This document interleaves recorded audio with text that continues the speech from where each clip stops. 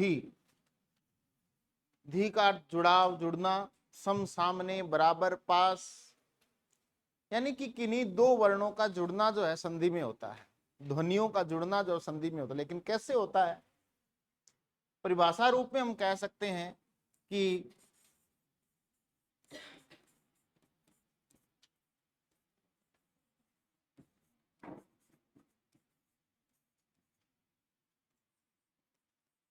किन्हीं दो निकटतम ध्वनियों के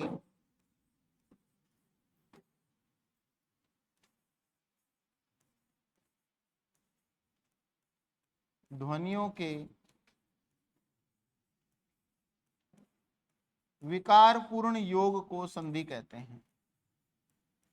विकारपूर्ण योग को क्या कहते हैं? संधि कहते हैं। संधि कहते हैं।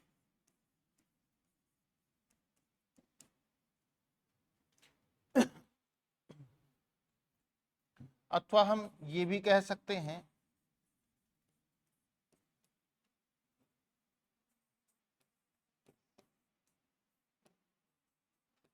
कि वर्णों या ध्वनियों के मेल से होने वाला विकार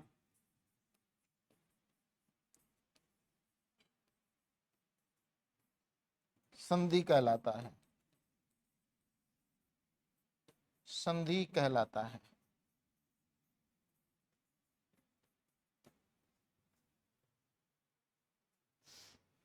या वह विकार जो किन्हीं दो वर्णों या ध्वनियों के निकट आने से उत्पन्न होता है, उसको क्या कहते हैं? संधि कहते हैं। कुल मिलाकर के पास पास आने वाली ध्वनियों के मेल से जो विकार उत्पन्न होगा, उस विकार को ही क्या कहेंगे? संधि कहेंगे। उदाहरण के लिए जैसे हम लिखते हैं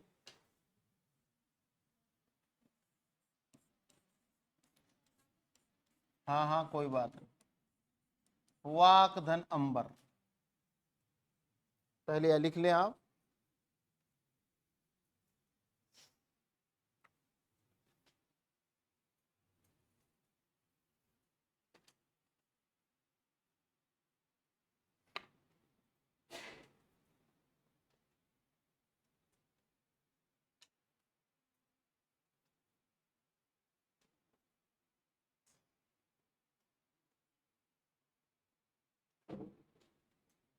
लिख लिया?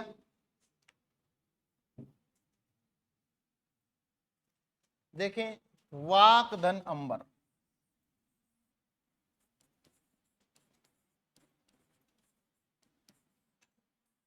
क्या होगा?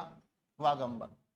कै जो है ये एक वर्ण हुआ, दूसरा वर्ण कौन सा है? ए है। ये दो वर्ण निकट आए और दोनों वर्णों के निकट आने से विकार क्या हुआ? कै गै में बदल गया, कै गै में विकृत हो गया। विकार से तात्पर्य है परिवर्तन, बदलाव। इसी प्रकार से जैसे हम लिख रहे हैं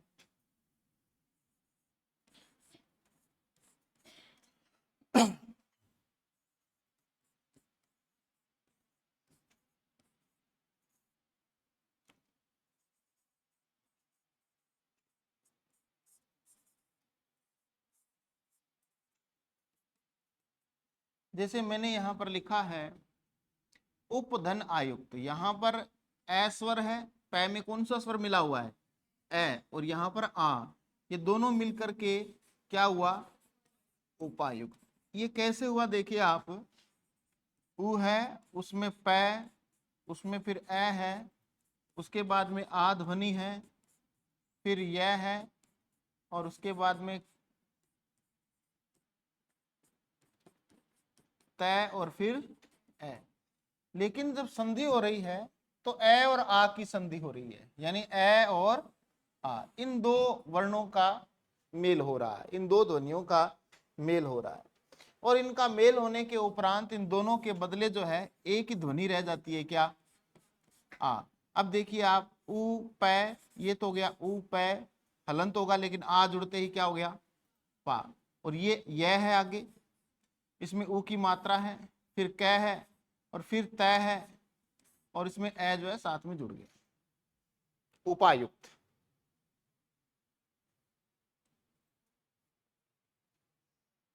धर्म धन इंद्र, धर्मेंद्र, धर्म धन इंद्र क्या हो गया, धर्मेंद्र। अब इसमें भी ए और ई का मेल हुआ तो ए बन गया, है ना। तो वर्णों का विकार पूर्ण योग ही क्या कहलाता है, संधि कहलाता है, ये हम समझ गए। कई बार ऐसी स्थितियां भी आ जाती हैं, जैसे उदाहरण के लिए देखें हम,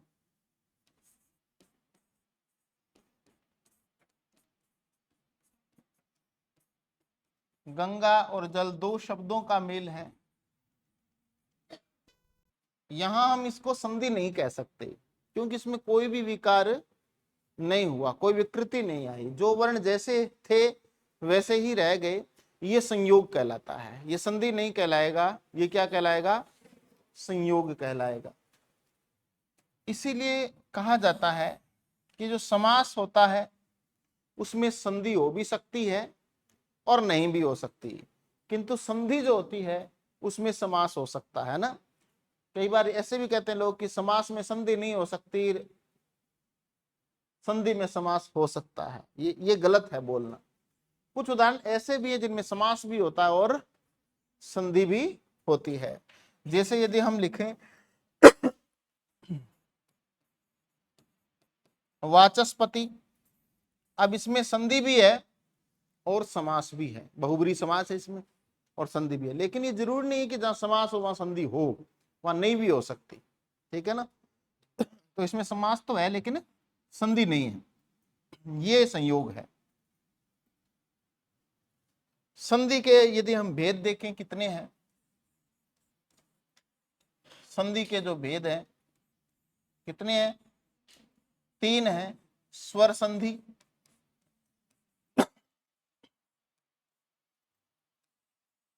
दूसरी है व्यंजन संधि,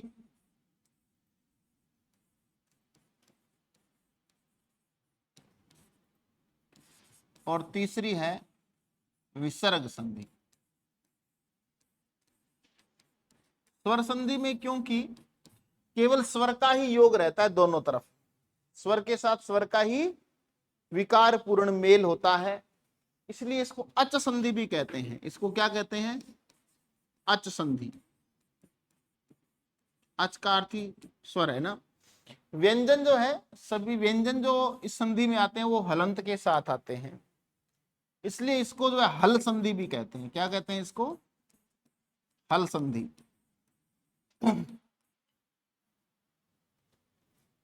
स्वर संधि में स्वर के साथ स्वर का मेल होता है, व्यंजन का नहीं। जबकि व्यंजन संधि जो होती है उसमें व्यंजन के साथ स्वर का भी मेल हो सकता है और व्यंजन के साथ व्यंजन का मेल भी हो सकता है। विसर्ग संधि जो है उसमें विसर्ग के साथ या तो स्वर मिलेगा या फिर व्यंजन मिलेगा, लेकिन परिवर्तन केवल और केवल विसर्ग में होगा। परिवर्तन या विकार किस में होगा, विसर्ग में होगा। स्वर संधि में तो स्वर में परिवर्तन होगा, व्यंजन संधि में व्यंजन में परिवर्तन होगा, और विसर्ग संधि में विसर्ग में परिवर्तन होगा, विसर्ग में विकार आएगा। तो सबसे पहले हम स्वर संधि ही देख लेते हैं।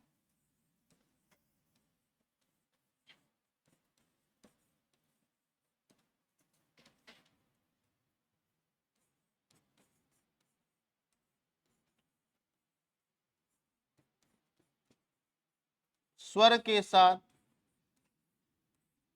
स्वर के विकार पूर्ण योग को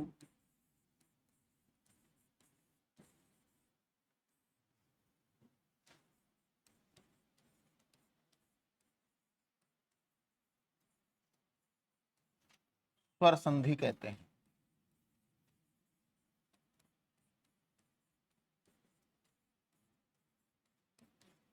दूसरे शब्दों में स्वर के साथ स्वर के मेल से होने वाला विकार स्वर संधि कहलाता है। जैसे उदाहरण के लिए आप देखें,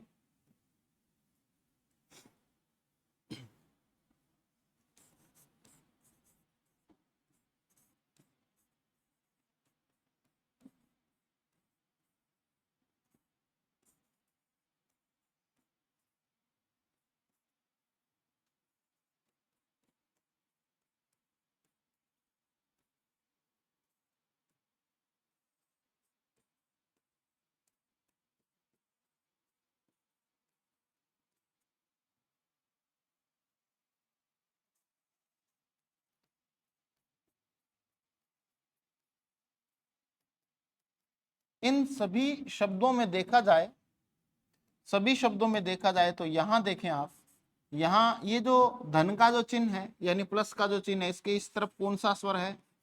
आ। और इधर कौन सा है? आ। इधर भी आ और इधर भी आ, इधर ए और इधर ऊ है ना, देखो ध्यान से, इधर ए है और इधर ए, यानी कि दोनों तरफ क्या आ रहे हैं? स्वर आ रहे हैं। और जब मेल होगा तो क्या होगा? महा आनंद, तो महा आनंद। कृपा आकांक्षी,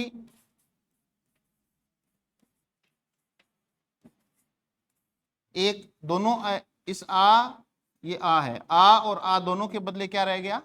आ रह गया। उत्तरोत्तर, ए और ऊ के बदले ओ बन गया, विकार हुआ ना, यहां भी ए और ए के बदले ए हो जाएगा, तो ये क्या हो जाएगा? धनेशी। तो स्वर के साथ स्वर का विकारपूर्ण योग स्वर संधि।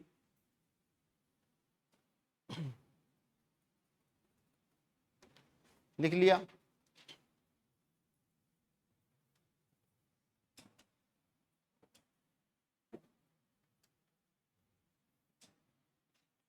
इसके बाद देखें आप,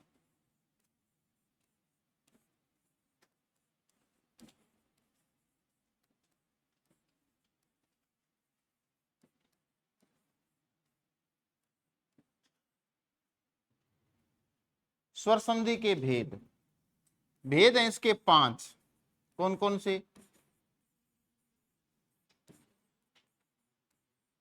दीर्घ स्वर संधि,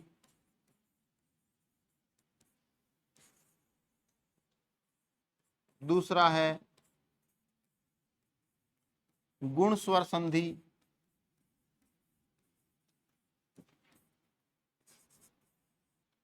तीसरा है वृद्धि स्वर संधि,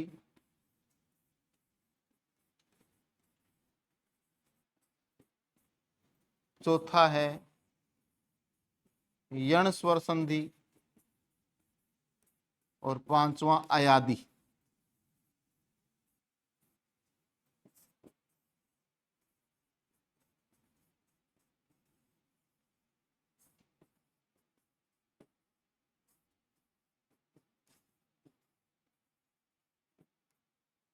अयादि स्वर संधि, स्वर संधि के ये 5 भेद हैं।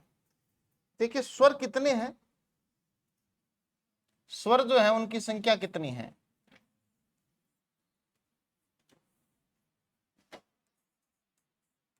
11 स्वर माने गए हैं।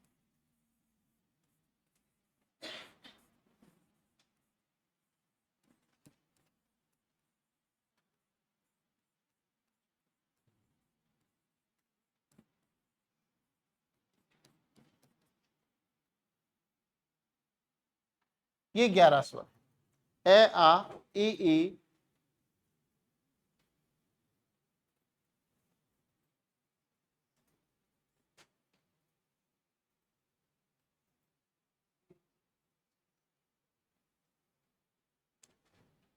देखिए ये 11 स्वर माने गए हैं। कौन कौन से हैं? ए आ ई उ री ए ओ औ, 11 है क्या?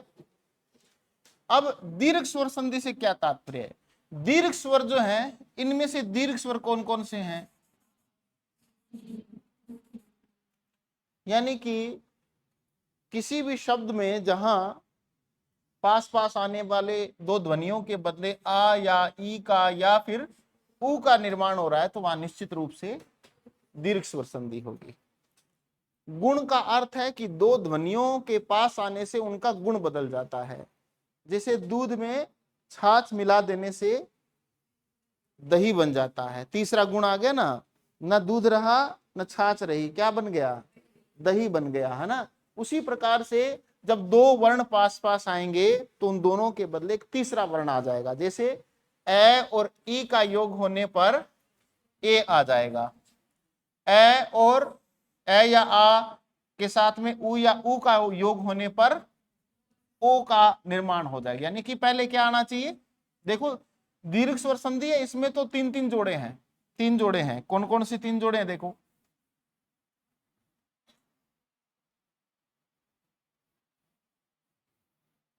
दीर्घ स्वर संधि जो है इसमें आपको पता होना चाहिए कि ह्रस्व स्वर कौन से हैं और दीर्घ स्वर कौन से हैं। तो ए ह्रस्व है, आ क्या है, दीर्घ है। ई ह्रस्व है, ई क्या है, दीर्घ है। उ ह्रस्व है और उ क्या है, दीर्घ है।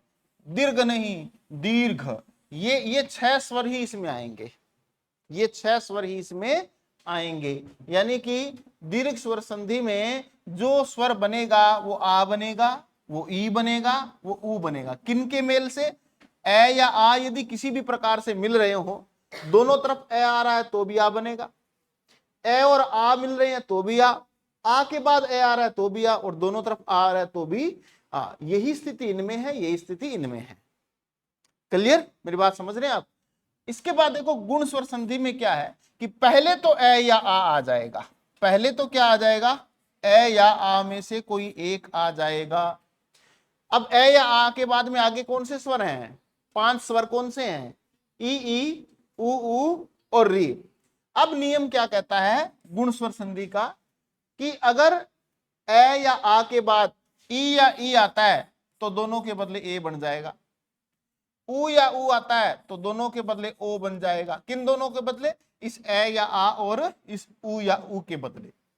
अगर ए के बाद उ आ रहा है तो भी ओ, ए के बाद में उ आ रहा है तो भी ओ, आ के बाद उ आ रहा है तो भी ओ, आ के बाद उ आ रहा है तो भी ओ का ही निर्माण होगा। तो न ए रहा न उ रहा, क्या आ गया, ओ आ गया, नया स्वर आ गया, गुण बदल गया, इसीलिए गुण स्वर संधि है ये। और अगर आता है री, अगर आता है क्या, री, तो अर हो जाएगा, अर हो जाएगा। अब आगे स्वर कितने बच गए भाई, कौन कौन से, ए ऐ और ओ औ। अगला नियम देखो, वृद्धि स्वर संधि कहती है कि पहले तो ए या आ आए, यानी कि गुण और वृद्धि में पहले क्या आएगा, ए या आ में से कोई आएगा, ए या आ आए, और बाद में अगर आता है ए या ऐ तो दोनों के बदले वृद्धि वाला स्वर रह जाएगा, ऐ, ऐ रह जाएगा। अगर ओ या औ आता है तो दोनों के बदले वृद्धि वाला स्वर औ रह जाएगा। अब आगे कौन सा स्वर है कोई, नहीं है। अब कहानी इन ए या आ को छोड़ दो और आगे बढ़ ले लो। यण स्वर संधि कहती है कि पहले ई उ या री में से कोई यदि आता हो, तो यदि पहले आता हो ई, या ई बड़ा ले लो चाहे छोटा ले लो, है ना, उ या उ और री, ये संधि कहती है कि पहले ई उ री इनमें से कोई एक स्वर आता हो और बाद में भिन्न स्वर आता हो। भिन्न स्वर से तात्पर्य है कि यदि पहले ई या ई आ रहा हो तो बाद में ई या ई नहीं आना चाहिए, क्योंकि वो तो उसका सहजातीय स्वर हो गया, भिन्न थोड़ी हुआ। भिन्न से तात्पर्य ई को छोड़कर कोई भी अन्य, चाहे ए हो, चाहे आ हो, चाहे ए हो, है ना, ई या ई को छोड़ करके कोई भी अन्य स्वर, री भी आ सकता है, री भी आ सकता है। उ या उ के बाद उ या उ नहीं आना चाहिए, इसको छोड़कर कोई अन्य स्वर आए। री के बाद री नहीं आना चाहिए, इसको छोड़कर कोई अन्य स्वर आए, तो क्या होगा, तो ये होगा कि केवल ई, देखो यहां तो दोनों ध्वनियों में परिवर्तन हो रहा था, दोनों को मिल करके एक नई ध्वनि बन रही थी। यहां केवल ई के बाद भिन्न स्वर जब आएगा ना, तो यहां केवल इस ई या ई के बदले जो है यह आएगा, क्या आएगा, यह आएगा। अगर उ के बाद भिन्न स्वर आ रहा है तो इसके बदले वह बनेगा, री के बाद कोई भिन्न स्वर आ रहा है तो रे बनेगा। आगे कौन सा स्वर आ रहा है उसका कोई भी बदलाव नहीं होगा, वो जैसा का तैसा रहेगा। जैसे उदाहरण के लिए यदि हम यहां पर लिख रहे हैं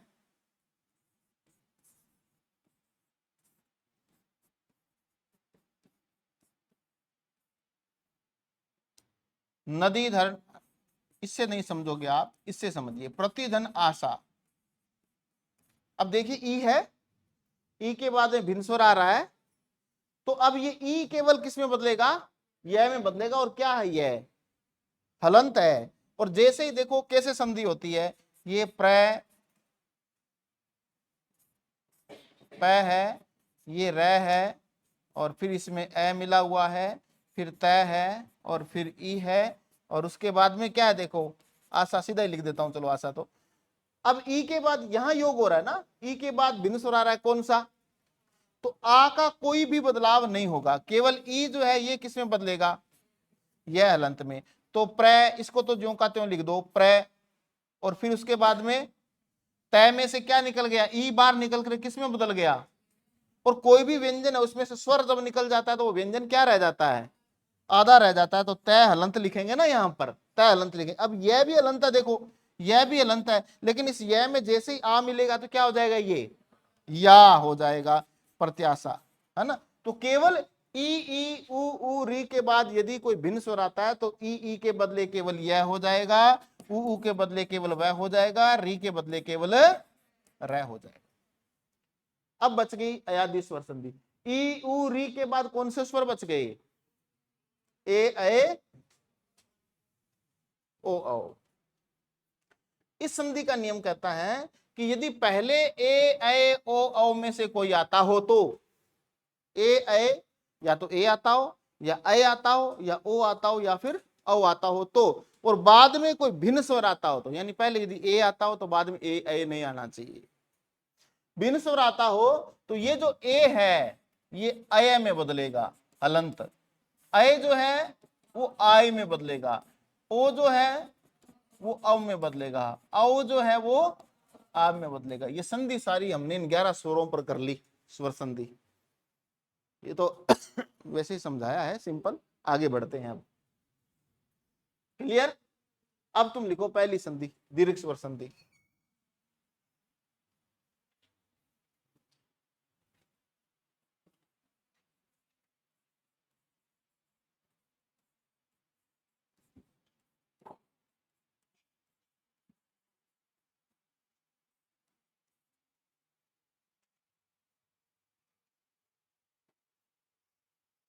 दीर्घ स्वर संधि में लिखिए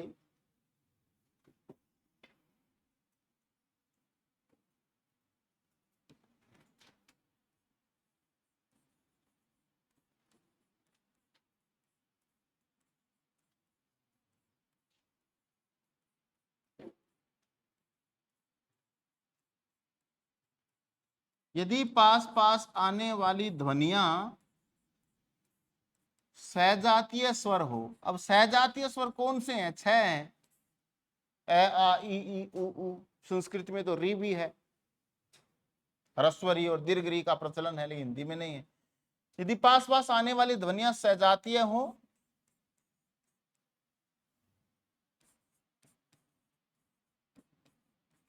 तो दोनों के बदले, सजातीय हो चाहे वे ह्रस्व हो चाहे दीर्घ, ये भी लिख लेना साथ में, सजातीय हो चाहे वे ह्रस्व हो चाहे वे ह्रस्व हो या दीर्घ दीर्घ, दोनों के बदले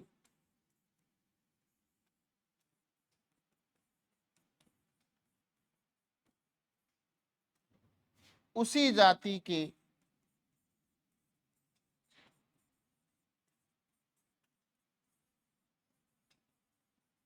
दीर्घ स्वर की रचना होगी।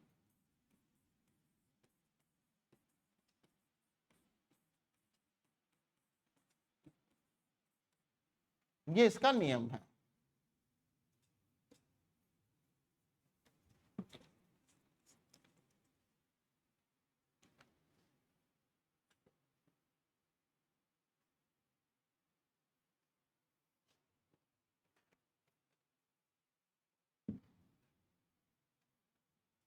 जैसे देखो आप,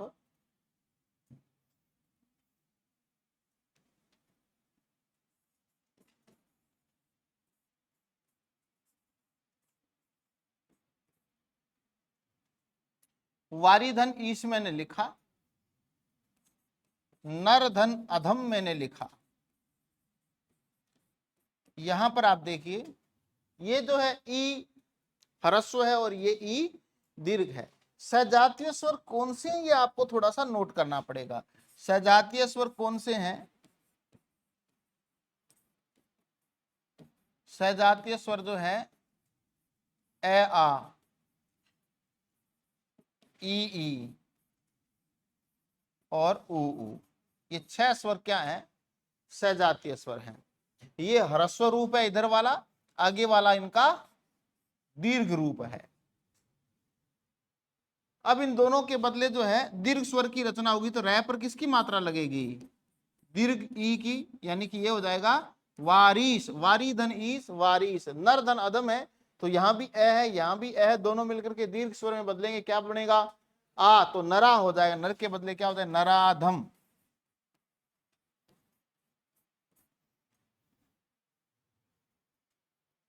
नराधम।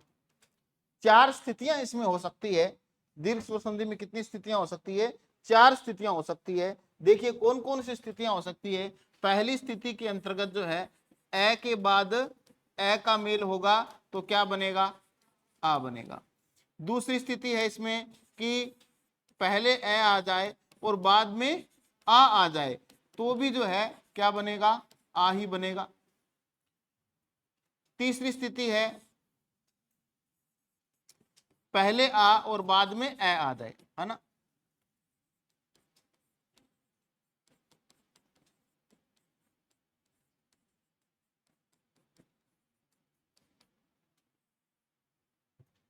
ए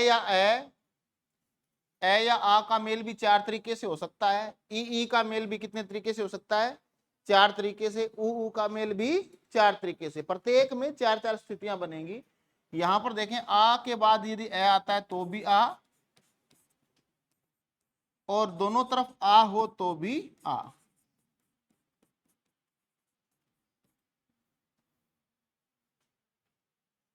जैसे उदाहरण के लिए देखें आप,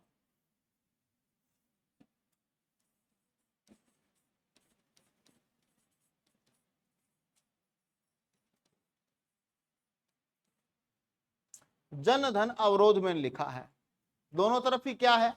इधर भी नए में ए मिला हुआ है और यहां पर भी ए स्वर है, तो दीर्घ स्वर बनेगा, क्या हो जाएगा? जनावरोध।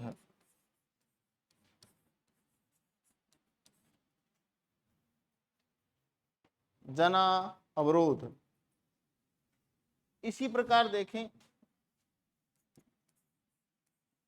परम धन आशय, परम धन आदर, परम धन आत्मा, धर्म धन आत्मा, धर्म धन आशय, है ना? गीत धन आनंद, सब में यही बात है।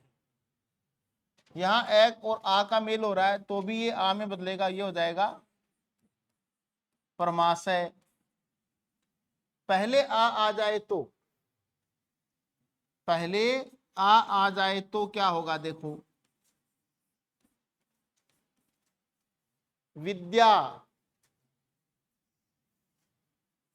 विद्याधन अर्जन, विद्याधन अर्थी, तो यहां पर आ और ए का मेल होगा तो भी आ बनेगा, ये हो जाएगा विद्यार्जन। विद्यार्जन। दोनों तरफ आ होने पर क्या हो सकता है? देखें, महाधन आनंद,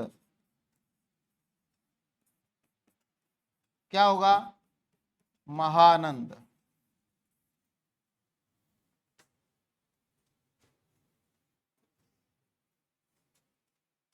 ये ए के साथ में आ का मेल, ए और आ का मेल 4 तरीके से हो सकता है। इसमें लिख लिया।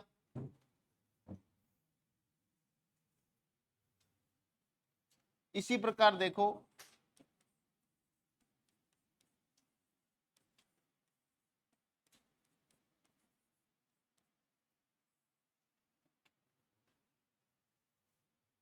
ई के साथ ई का मेल हो तो भी ई बनेगा।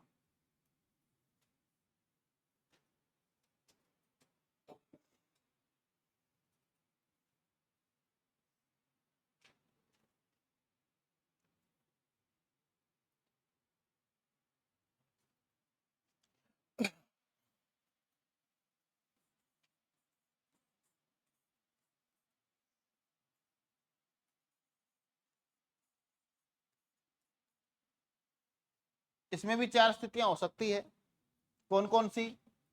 कि ई के साथ में ई का मेल होगा तो बड़ा ई आएगा।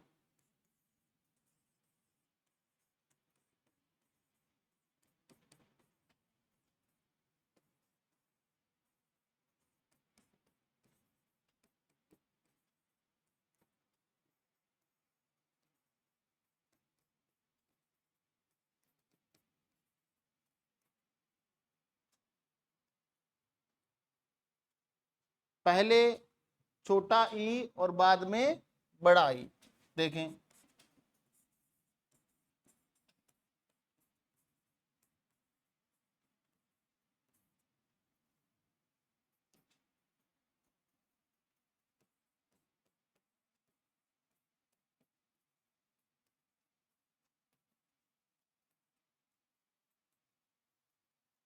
यहां पर पहले लघु ह्रस्व ई है और ये ह्रस्व ई है। क्या हो जाएगा? कपिधन इंद्र, कपिंद्र, कपिंद्र हो जाएगा। कपिधन ईश्वर, कपीश्वर। नारीधन ईश्वर, नारीश्वर। इसी प्रकार से यति ईश, यतीश। दोनों तरफ मात्रा दीर्घ है। यतीश।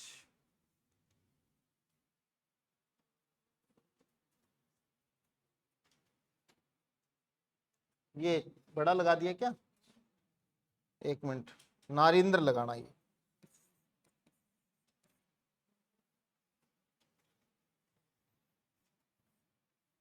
नारिंद्र। यहां पर दीर्घ है, यहां पर ह्रस्व है। दीर्घ है, ह्रस्व है। चारों स्थितियों में जो है दीर्घ ई का ही निर्माण होगा। आगे देखें, यही स्थिति ऊ ऊ में है। ऊ ऊ का मेल होगा तो दीर्घ ऊ का ही निर्माण होगा। जैसे देखो तुम, भानुधन उदय, भानुधन उदय।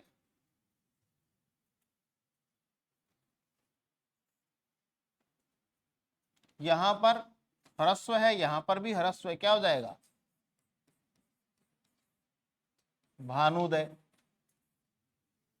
अगर पहले ह्रस्व आ जाए और बाद में दीर्घ आ जाए तो सिंधुधन ऊर्जा, सिंधुर्जा।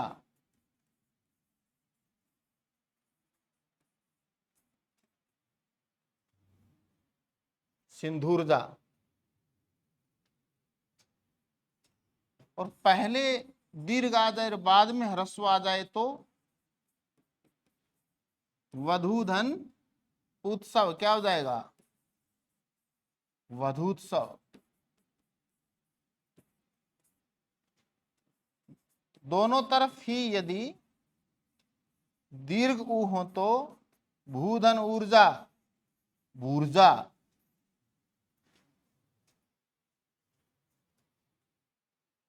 वही चारों स्थितियां इसमें हैं।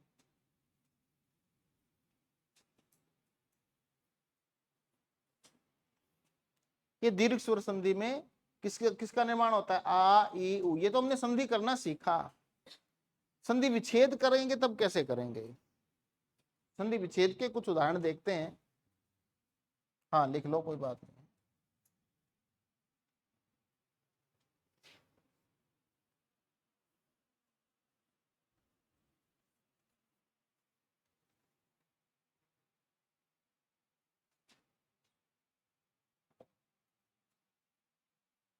लिख लिया?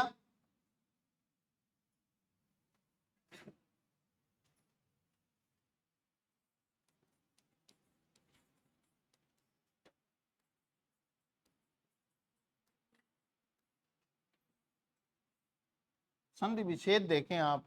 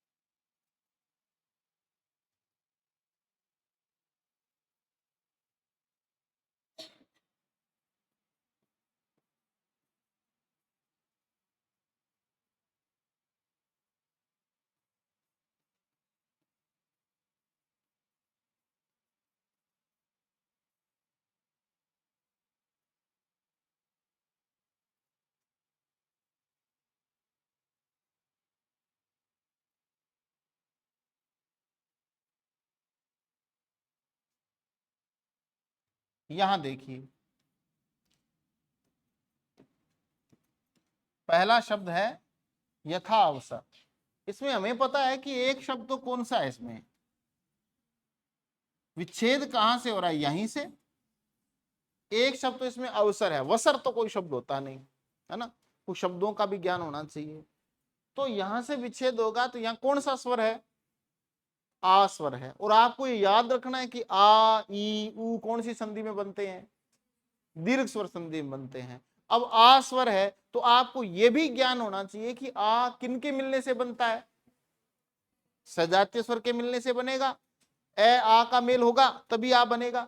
अब देखो ये भी ध्यान होना चाहिए कि यथ शब्द होता है कि यथा होगा, क्योंकि यथ में ए हो जाएगा और यथा में आ हो जाएगा। लेकिन संधि तो ए के आने से भी आ हो सकता है, ए के मेल से भी आ बन सकता है, किंतु शब्द ज्ञान होना चाहिए। यथ कोई शब्द नहीं होता, यथा होता है, यथा होता है ना, तो यथा पूरा लिखना है हमें यहां पर। आगे देखो अवसर होगा या अवसर होता है, अवसर होगा, तो ये यहां पर लिखेंगे अवसर। आ और ए के मेल से आ बना है यहां। इसी प्रकार धनानंद है, तो एक शब्द तो धन हो गया और यहां से टुकड़े हो रहे हैं आ से, तो यहीं पर आपको पता होना चाहिए कि ए आ के मेल से ही आ बनता है। तो धन धन आनंद होगा, आनंद होगा, आनंद आनंद, आनंद नहीं होता, आनंद होता है। योगी, योगीश्वर। अब योगीश्वर में हमें पता होना चाहिए क्या है, लेकिन ध्यान रखना कुछ शब्द है हिंदी में, लिख लो लिख लो।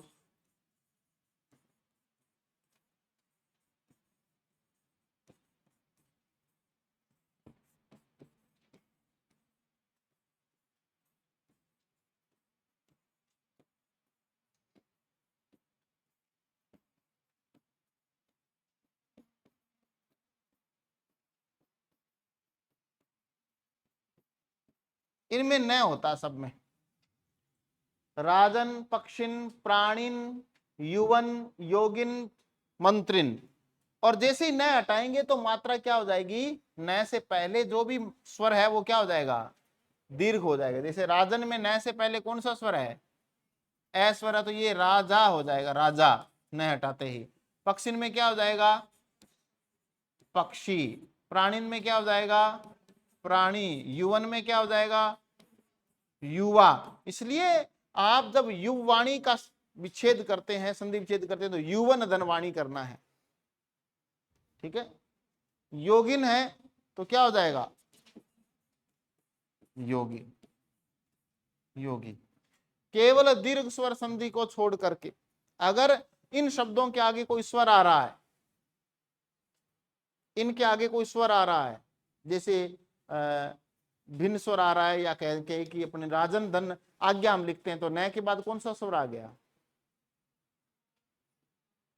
आ गया। या इनसे भिन्न कोई व्यंजन आ रहा है, या इनसे भिन्न कोई व्यंजन आ रहा है, यानी न के बाद न नहीं आना चाहिए, उससे कोई भी भिन्न व्यंजन आ रहा है, या कोई स्वर आ रहा है, तो ये न जो है ना ये लुप्त हो जाएगा। न क्या हो जाएगा, लुप्त हो जाएगा। प्राणीन लिखा हुआ हमने, मात्र शब्द जोड़ेंगे तो क्या हो जाएगा, प्राणी मात्र, मात्रा छोटी ही रहेगी, मात्रा क्या रहेगी, छोटी ही रहेगी। मंत्रिमंडल हम लिखते हैं, मंत्रिमंडल, तो ऐसे लिखा जाएगा, है ना। राजाज्ञा लिख रहे हैं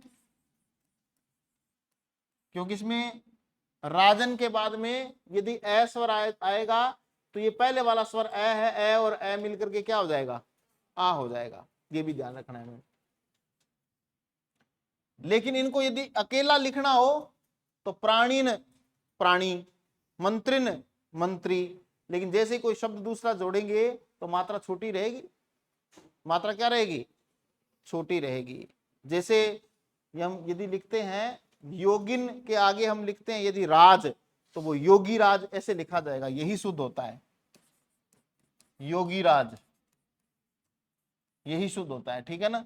किंतु दीर्घ स्वर संधि में जैसे यहां पर लिखा है योगी धन ईश्वर, तो इसका संधि विच्छेद जब हम करेंगे तो योगिन धन ईश्वर होगा। क्या होगा, योगिन धन ईश्वर। जब भी हम इसका संधि विच्छेद करेंगे तो योगी धन ईश्वर नहीं करना है, क्या करना है, योगिन धन ईश्वर। न जैसे लुप्त हुआ, मात्रा क्या हो गई, दीर्घ हो गई, और ई मिले तो क्या हो गया, दीर्घ ही बना, तो योगीश्वर। तो योगीश्वर का संधि विच्छेद योगिन धनीश्वर करना है, न कि योगी धनीश्वर।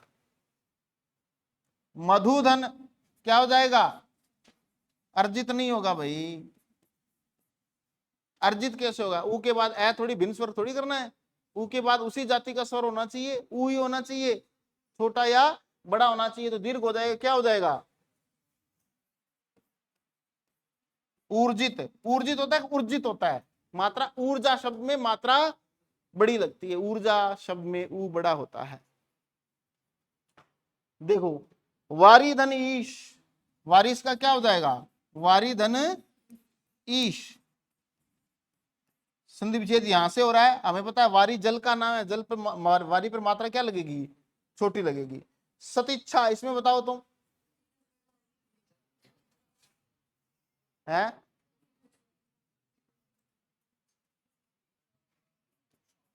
सती बड़ा हो जाएगा, और इसका मतलब है सती की इच्छा। दूसरी तरफ यदि हम देखें, क्या ये शब्द सही है,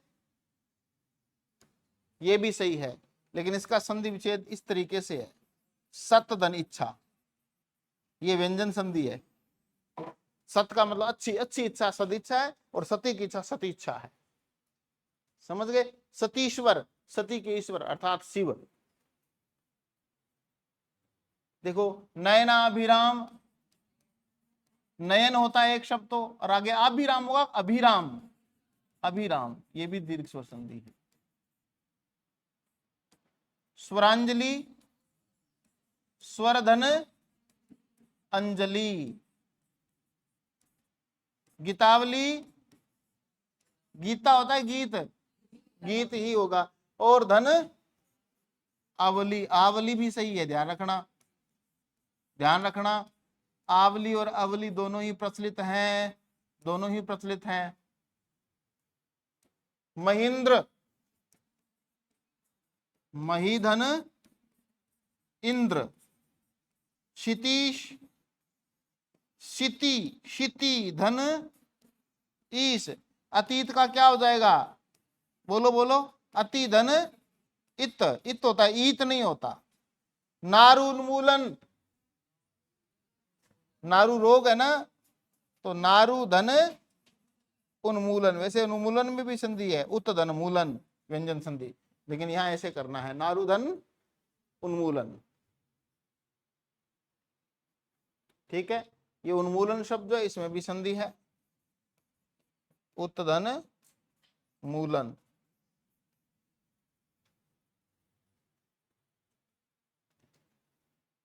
ये दीर्घ स्वर संधि।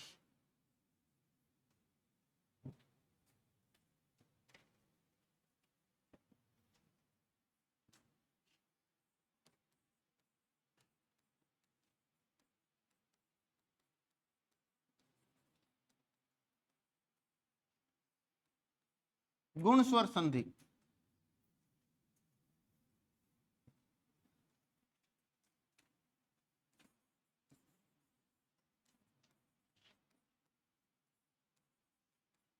यदि ए या आ के बाद ई या ई, ऊ या ऊ, री आए,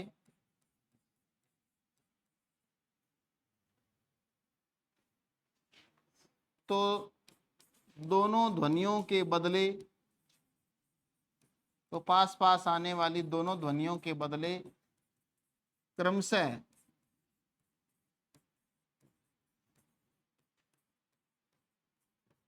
ए ओ आर, क्रमशः से तात्पर्य है, देखो तीन लिए ना मैंने यहां पर, तो यहां पर भी तीन है, ए ओ आर हो जाता है।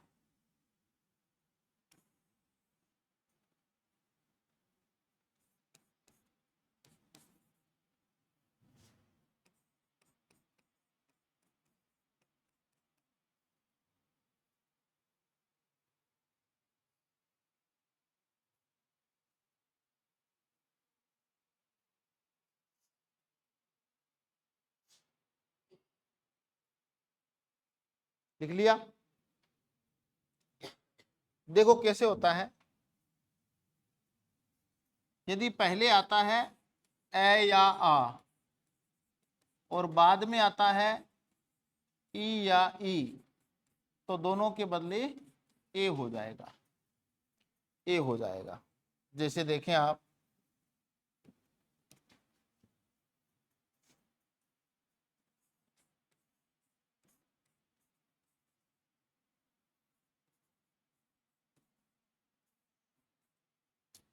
वन धन ईश्वर,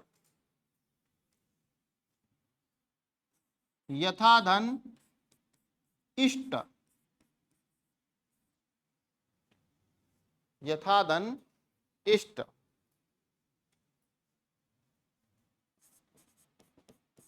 लोक धन इंद्र, लोक धन इंद्र,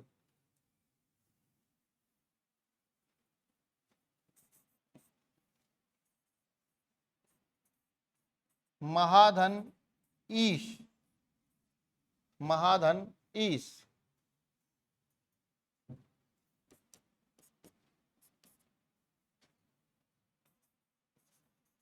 करम धन इंद्रियां, करम धन इंद्रियां। अब देखें, इधर ए है, इधर ई है, तो दोनों के बदले क्या बनेगा, ए। और कैसे बनता है देखो, नए में से हम बाहर निकाल रहे हैं किसको, ए को, आगे क्या मिल रहा है, ई, है ना। ये इस प्रकार से लिखिए। यहां संधि हो रही तो मैंने केवल दो को ही अलग किया है। यहां देखें आप, ए और ई, इनमें जैसे ही संधि हुई दोनों के बदले क्या आ गया, ए आ गया। अब देखो, वह और न में ए मिला, क्या हो जाएगा, ए, और आगे क्या है, तो वनेश्वर। यथा दिन इष्ट है, तो ये क्या हो जाएगा, यथेष्ट हो जाएगा, यथेष्ट। यथेष्ट नहीं होता, क्या होता है, यथेष्ट।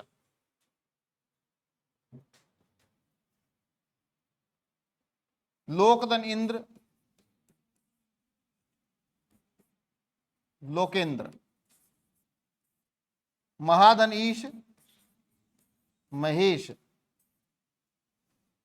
करम धन इंद्र, इंद्रिया, कर्मेंद्रिया।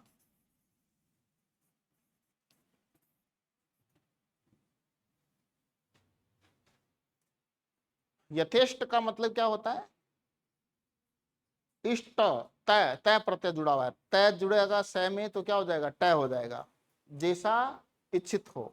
यथेष्ट का मतलब जैसा इच्छित हो।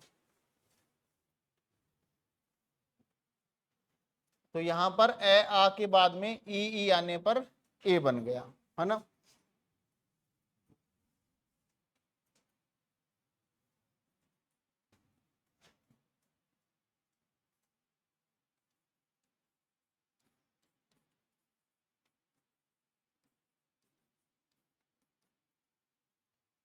स्वधन ईरिणी, कहीं कहीं लिखा स्वेर धन ईरिणी, कहीं कहीं लिखा है। वैसे स्वेर शब्द स्व से ही बना है, स्वेर में भी स्वधन इर है, स्वधन इर है, ध्यान रखना।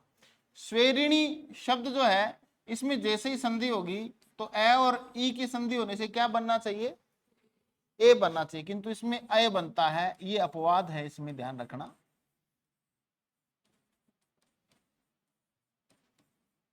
क्योंकि ए ई के मेल से क्या बनना चाहिए, ए बनना चाहिए, लेकिन बन क्या रहा है, अय बन रहा है, तो ये अपवाद है और इसको गुण संधि का अपवाद कहेंगे।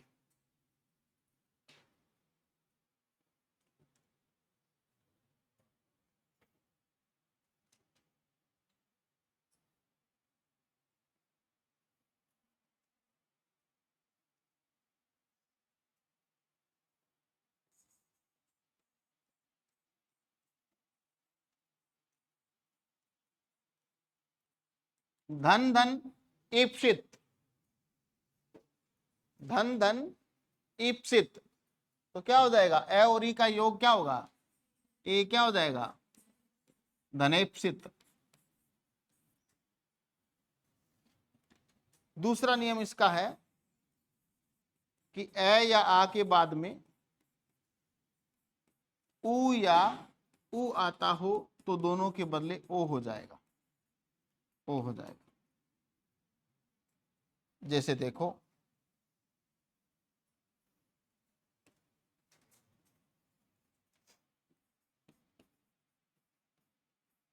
नयन धन उत्थापन, नयन धन उत्थापन,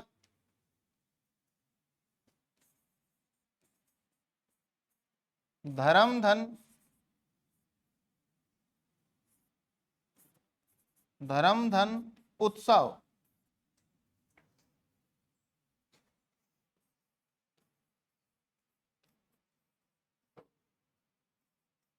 कर्म धन क्रम, क्रम धन उन्नत,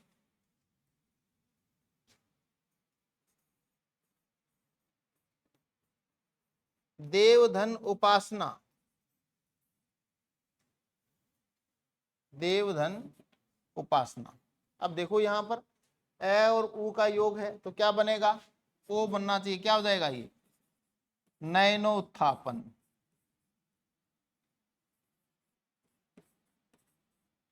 नयनोत्थापन। धर्म धन उत्सव है तो ये धर्मोत्सव, कर्म धन उन्नत है तो ये क्रमोन्नत, देव धन उपासना क्या क्या होगा, देवोपासना।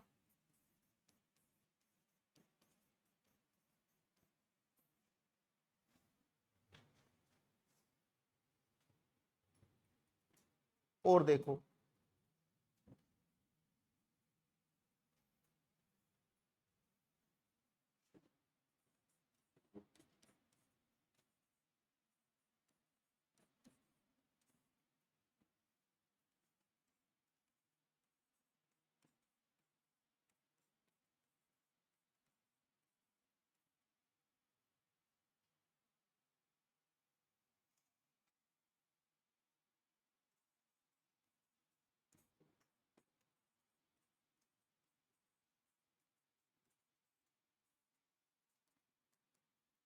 पर धन उपकार, ए और ऊ का योग क्या होगा, ओ, और ये हो जाएगा परोपकार।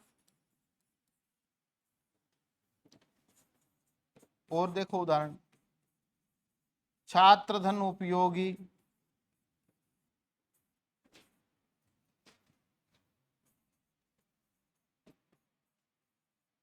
देव धन उपागम,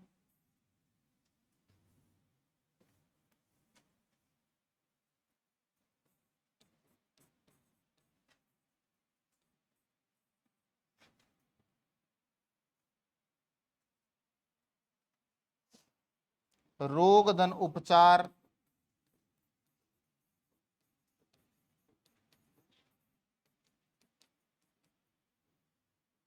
संधि करो इनकी। क्या हो जाएगा देखो, उत्तर धन उत्तर है, ए और ऊ का योग ओ हो जाएगा, ये हो जाएगा उत्तरोत्तर।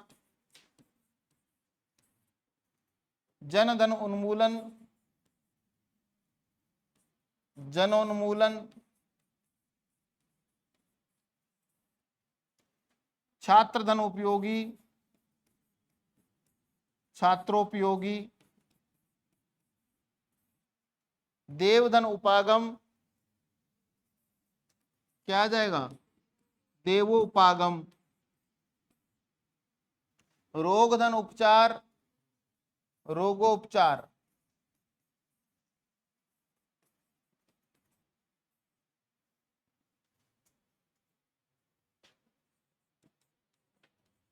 ब्रह्म धन उच्चार,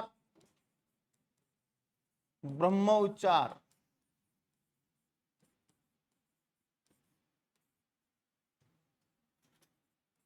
ब्रह्मोच्चार है ना। नेत्र धन उन्मीलन, क्या होगी संधि, नेत्रोन्मीलन।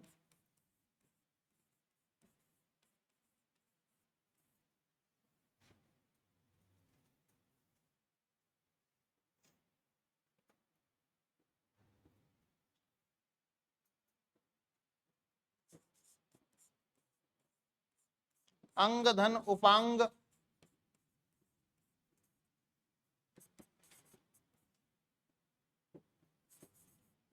अंगोपांग।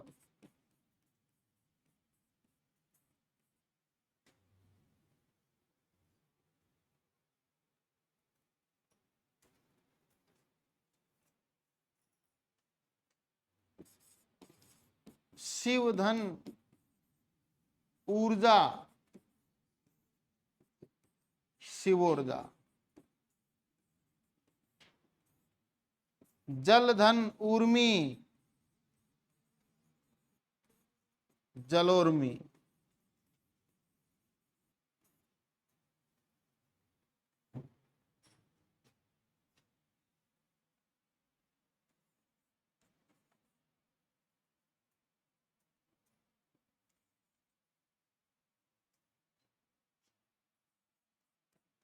मानव धन उद्धार, मानव उद्धार।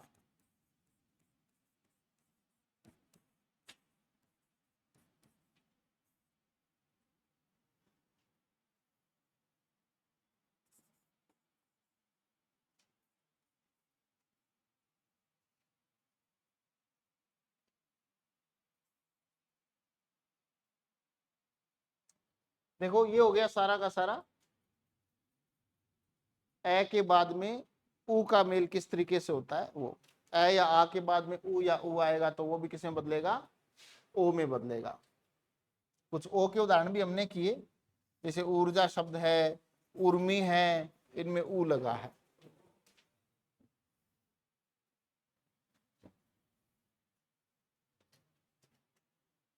तीसरा इसमें जो नियम है वो क्या है,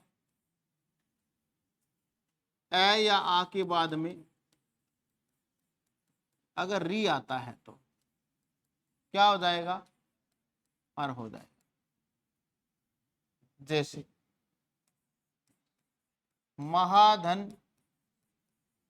ऋण, शरद धन ऋतु, शरद धन ऋतु।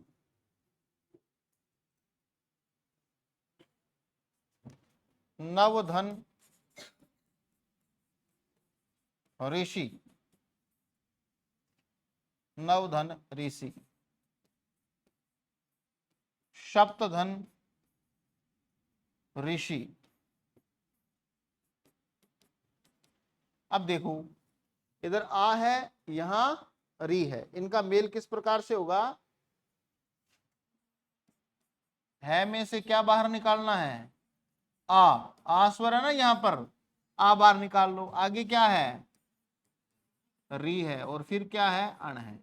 संधि हो रही है जी। यहां क्या कह रहे हैं कि आ और री का मेल हुआ तो दोनों के बदले क्या आ जाएगा, यानी इस आ और री दोनों के बदले क्या आ जाएगा, अर आ जाएगा।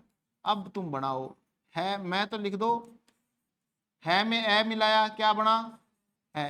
रे हलंत है ना, और रे के बाद में क्या है, अण है, तो अण के ऊपर चला जाएगा रे। फिर स्वर होता तो पूरा हो जाता, स्वर नहीं है तो ऊपर चला गया, हलंती रहा, आधा ही रहा।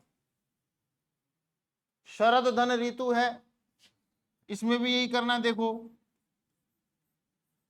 द में से क्या बाहर निकालें, ए स्वर, और आगे क्या है,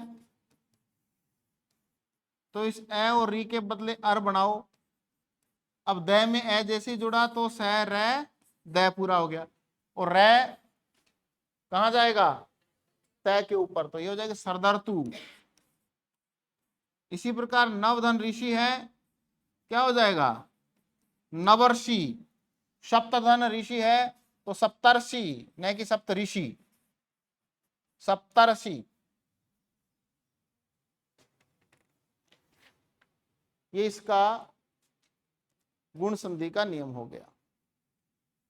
अब देखो कुछ उदाहरण देखो तुम संधि विच्छेद के।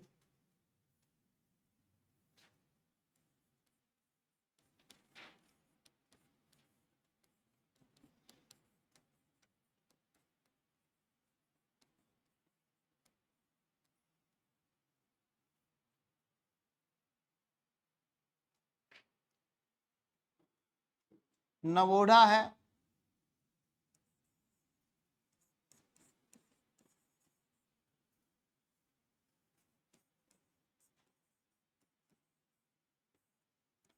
सिंधोत्थान है,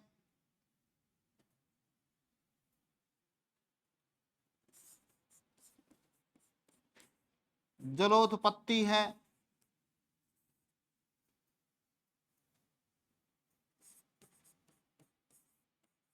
लोकेश है, लोकेश है,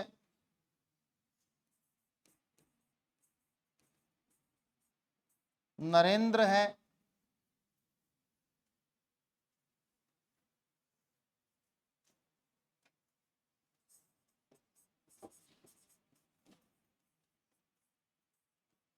भ्रमर्षि है,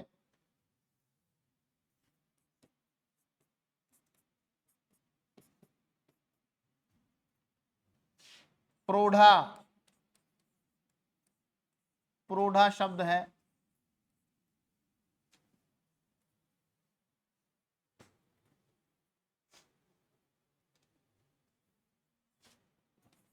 अक्षोहिणी है,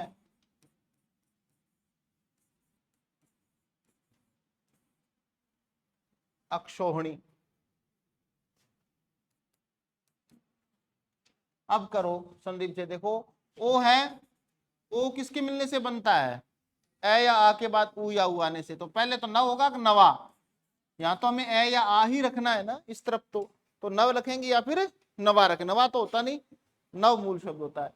तो नव, और आगे देखें, आगे क्या लगाएं कि ओ हो जाए, या तो ऊ या फिर दीर्घ ऊ। तो ऊढ़ा होता है, उढ़ा होता है, ऊढ़ा, दीर्घ, दीर्घ ऊ लगेगा यहां पर, ऊढ़ा, नवधन ऊढ़ा, नवोढ़ा। नवोढ़ा किसको कहते हैं? हाँ, जिसका जिसका अभी अभी विवाह हुआ हो, नई नई दुल्हन नहीं, दुल्हन तो पुरानी होती है 25-26 साल की। जिसका विवाह अभी अभी हुआ हो उसको क्या कहेंगे? नवोढ़ा। सिंधोत्थान, बताओ इसका, बताओ तुम। सिंधु नहीं, सिंध, सिंध, ऐ ही रखना है इधर, सिंध, सिंध धन उत्थान।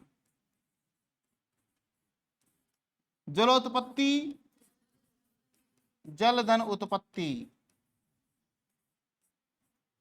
लोकेश, लोक धन ईश। नरेंद्र, नर धन इंद्र। ब्रह्मर्षि, देखो क्या होता है? ब्रह्म होता है, ब्रह्मा होता है, ब्रह्म होता है। मूल शब्द ब्रह्म, ब्रह्मदेव होता है, ब्रह्मादेव होता है। हाँ, ब्रह्म, ब्रह्मादेव पढ़ा है कभी? क्या पढ़ा है? ब्रह्म। हमने ये पढ़ा ना कि ईश्वर ब्रह्म है, या हमने ये पढ़ा है कि ईश्वर ब्रह्मा है? अहम ब्रह्मस्मि होता है, अहम ब्रह्मास्मि होता है? ब्रह्मस्मि है ना, यही बोलते हैं ना। तो ब्रह्मधन ऋषि।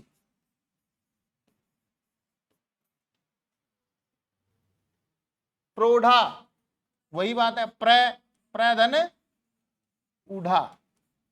अक्षोहिणी, देखो इसमें दो मात्रा आ गई है।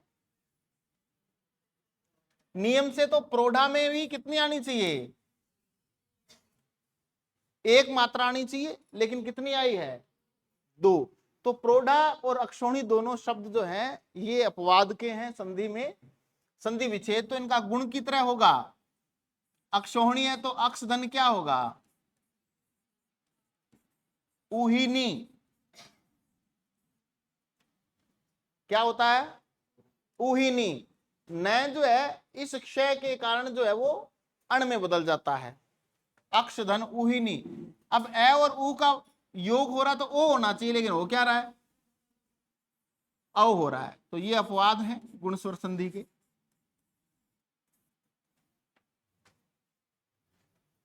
क्लियर? ये गुण स्वर संधि है।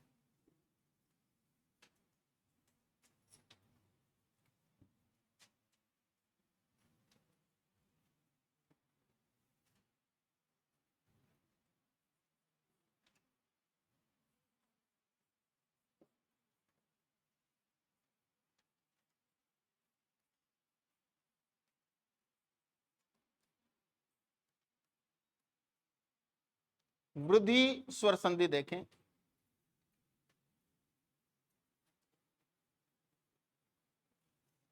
वृद्धि स्वर संधि।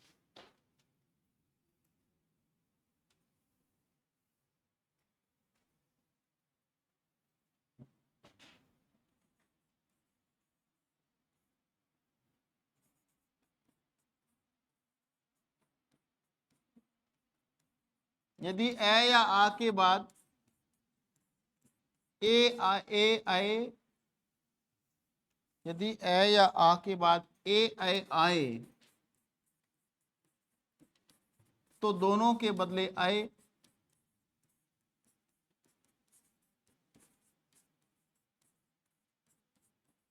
तथा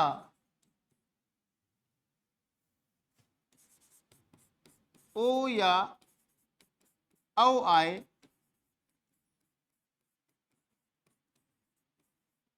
तो दोनों के बदले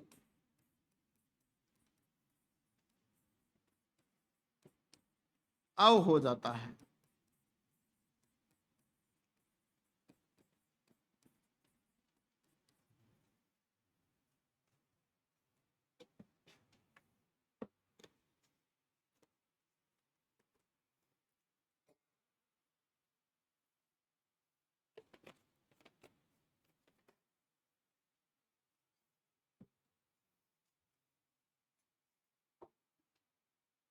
अभी जो आपके क्लास टेस्ट जो हो रहे थे ना,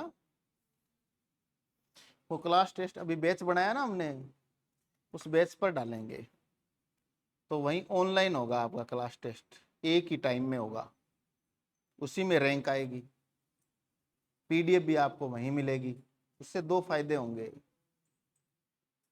एक तो हमारे क्लास का समय वेस्टेज नहीं जाया होगा, दूसरा आपका टेस्ट उसमें पड़ा रहेगा, जब भी आप देखें उसको देख सकते हैं, हल कर सकते हैं ना। और तीसरा फायदा है कि एक्यूरेसी रहेगी रैंक की, रैंक जो आपकी उसमें शो हो जाएगी। हम उसमें कोशिश कर रहे हैं कि टाइम जो है वो भी उसमें बाउंड कर दें कि भी ये क्लास टेस्ट जो है इसमें 2 घंटे ही रहेगा सिर्फ, या 1 घंटा ही टाइम देंगे। 50 क्वेश्चन है तो 1 घंटे, अगर 100 क्वेश्चन है तो 2 घंटे। टॉपिक जो जो कंप्लीट होते जाएंगे। अभी आपका जो प्रत्यय उपसर्ग का टेस्ट होना है ना, कल तो बड़ा टेस्ट है आपका, मंगलवार को आपका प्रत्यय उपसर्ग का टेस्ट होगा। है किसका पेपर है? हाँ तो है, वो देंगे।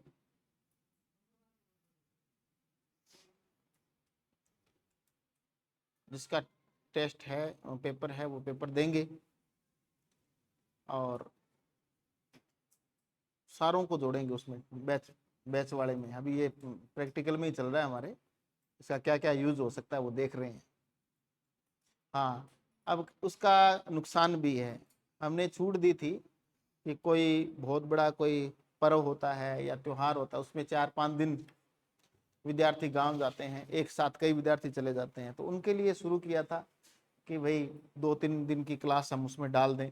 अब कोई 3 दिन जा रहा है, गुरुजी मैं मेरे गांव जा रहा हूँ 3 दिन, वो वीडियो उसमें डाल देना, नहीं, नहीं डालेंगे। बहुत बड़ा होगा या किसी को बहुत मेजर प्रॉब्लम है, तभी तभी डालेंगे, ऐसे नहीं डालेंगे। ऐसे तो वो आलसी हो जाएंगे सारे, देव देव आलसी पुकारा, फिर तो ये सुविधा को नुकसानदायक होगी सुविधा आपके लिए फिर तो ये, है ना। फिर क्लास में आने की आलस कर देंगे, यार गुरुजी को कह देंगे डाल देंगे, एक दिन और बैठे। ऐसे नहीं करेंगे, ऐसे नहीं करें। मान लो किसी की परदादी या दादी या दादा, अब वो 12 दिन नहीं आ सकता, है ना, तो उनको हम दे सकते हैं सुविधा, ये उनको हम दे सकते हैं। ज्यादा करो तो हम चार्ज लगाना शुरू कर देंगे, फ्री की चीज काम की नहीं होती है, फिर हम चार्ज ले लेंगे आपसे उसका। दोनों के बदले औ हो जाता है।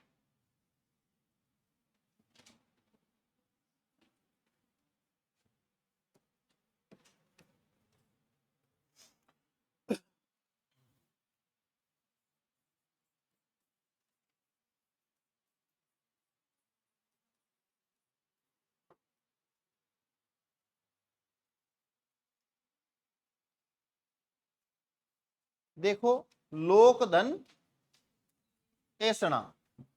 अब यहां पर ए है और इधर ए है, तो दोनों के बदले क्या हो जाएगा, आए। आए होगा, क्या हो जाएगा, लोकेशणा। लोकेशणा। देखो, परम धन ऐक्य। ऐक्य होता है, ऐक्य होता है, ये सही है क्या, ये सही है क्या, कंफर्म है।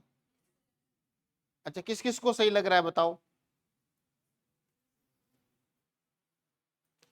किसको गलत लग रहा है वो बताओ।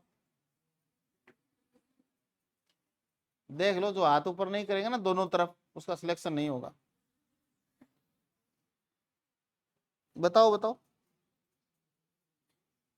हाँ, दोनों तरफ, किसी तरफ तो रहने चाहिए, इसका मतलब वो एक्टिव हैं, वो इच्छुक हैं, वो जागरूक हैं। और जो बिल्कुल किसी तरफ भी हाथ ऊपर नहीं कर रहे हैं, उनका ये मैसेज आता है मेरे पास कि वो उदासीन है। तो इसको जो गलत मानता है वो हाथ ऊपर करो, कोई बात नहीं, अपने अपने घर के ही बैठे हैं। जो सही मानता है वो हाथ ऊपर करो, ये सही है। ऐक्य ही होता है, ऐक्य, परमैक्य, परमैक्य। इसी प्रकार देखें, एक धन एक, दोनों तरफ यदि ए हो तो, ए और ए हो तो, यहां ए है यहाँ ए है, यहाँ ए है यहाँ ए है, यहाँ ए है यहाँ ए है ना। इसी प्रकार देखो,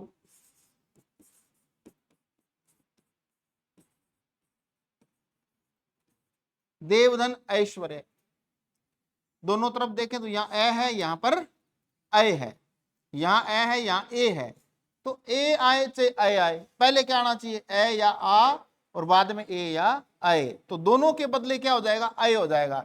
ये हो जाएगा एक का एक, और देवधन ऐश्वर्य देवेश्वर्य, देवेश्वर्य।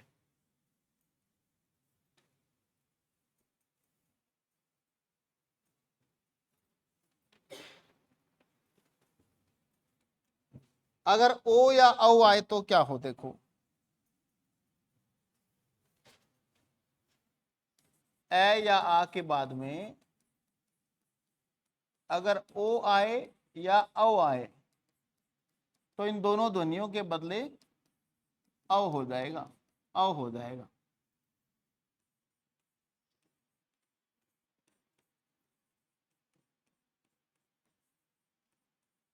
परम धन औदार्य, जल धन ओक, ओक का अर्थ है लहर, जल धन ओक,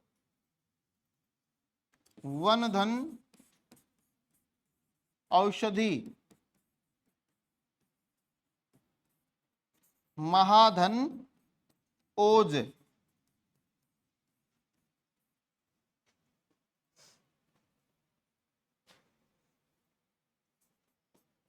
महाधन औदार्य।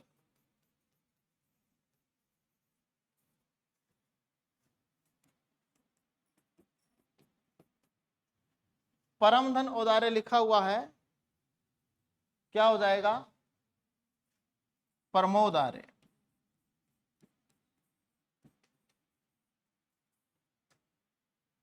ये ए है और ये औ है, कैसे समझी हुई देखो, मैं में से ए बाहर निकालो, आगे क्या है, औ है, और उसके बाद में क्या है, दारे। यहां इन दोनों की संधि हो रही है, दोनों के बदले औ ही हुआ, और मैं में ओ जोड़ा, औ परमो, और यहां पर आगे दार्य लिख दिया मैंने, दार्य लिख दिया, परमोदार्य। जल धन औक, जलौक, वन धन औषधि, क्या हो जाएगा, वनौषधि, वनौषधि। अगर हम लिखें वनौषध, औषधि नहीं लिखें, क्या लिखें, तो क्या ये सही है। कई विद्यार्थी ऐसा मान लेते हैं कि अगर औषध लिखना हो तो एक मात्रा, औषधि लिखनी हो तो दो मात्रा, गलत है, दोनों में ही दो मात्रा ही लगे। वन धन औषध लिखो चाहे वन धन औषधि लिखो, वन औषध औ ही लगेगा। महाधन औज, महोज, महाधन औदार्य, महोदार्य।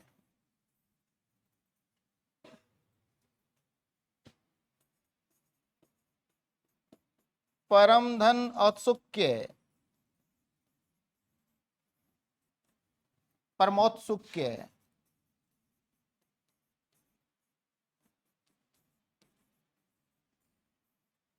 उत्सुक शब्द में, उत्सुक शब्द में यह प्रत्यय लगाएंगे तो औत्सुक्य बनेगा। क्या बनेगा? औत्सुक्य। और परम धन उत्सुक लिखें तो फिर परमोत्सुक है, केवल परमोत्सुक्य। क्लियर? ये थी हमारी कौन सी संधि? वृद्धि संधि। वृद्धि संधि। वृद्धि संधि के बाद में संधि के दो भेद, स्वर संधि के दो भेद और बचे हैं। कौन कौन से? हाँ, उसके बाद में हम स्वर संधि के बहुत सारे उदाहरण भी करेंगे हल, उनके द्वारा हम पांचों संधियों को देखेंगे, अलग अलग पहचानना, फिर हम व्यंजन पर चलेंगे। कल आपका टेस्ट है। कितने विद्यार्थी हैं जिनका एमए का पेपर है?